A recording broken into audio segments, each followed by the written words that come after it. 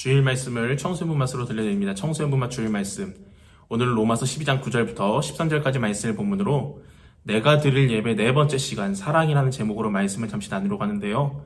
오늘 말씀의 키포인트가 되는 9절 말씀을 함께 읽어볼까요? 자, 시작. 사랑에는 거짓이 없어야 합니다. 악한 것을 미워하고 선한 것을 굳게 잡으십시오.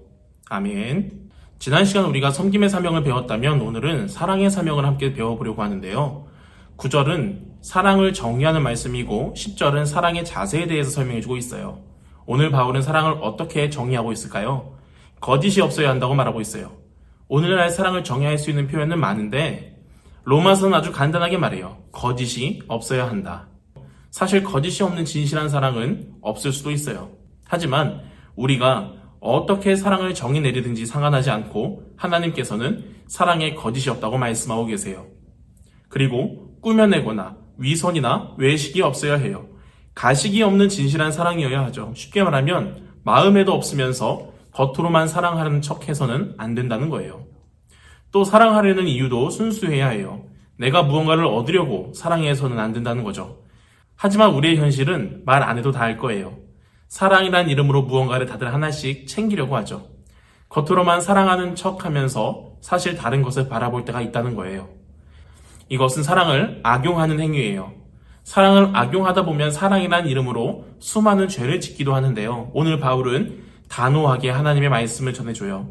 하나님이 말씀하시는 사랑에는 거짓도 없다고 말이죠.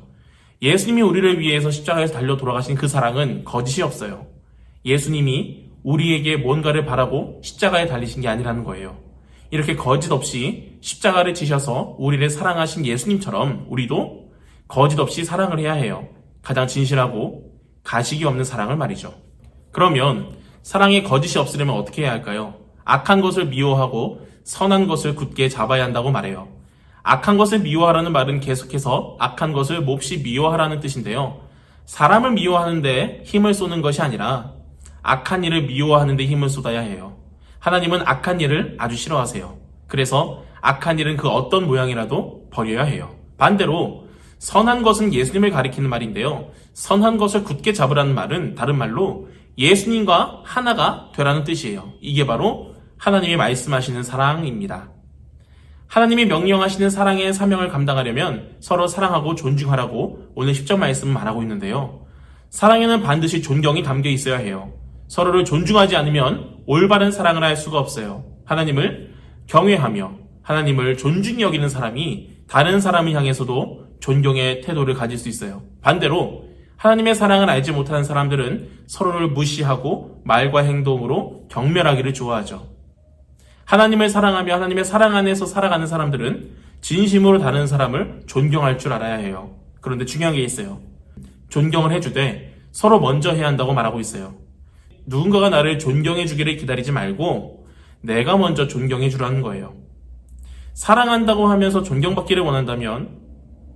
사랑한다고 하면서 존경받기를 원한다면 그건 사랑하는 게 아니에요. 우리는 구원받은 하나님의 자녀이기에 서로 먼저 존경해 줘야 해요. 그리고 함께 사랑해야 하죠. 오늘의 영상을 함께 보고 있는 여러분 모두 거짓이 없는 사랑, 악한 일을 미워하고 예수님과 하나 되는 사랑을 하면서 내가 먼저 존경해주고 내가 먼저 사랑해주는 그런 자세로 하나님께 예배드리는 삶의 예배자들이 되시기를 주님의 이름으로 간절히 소망합니다.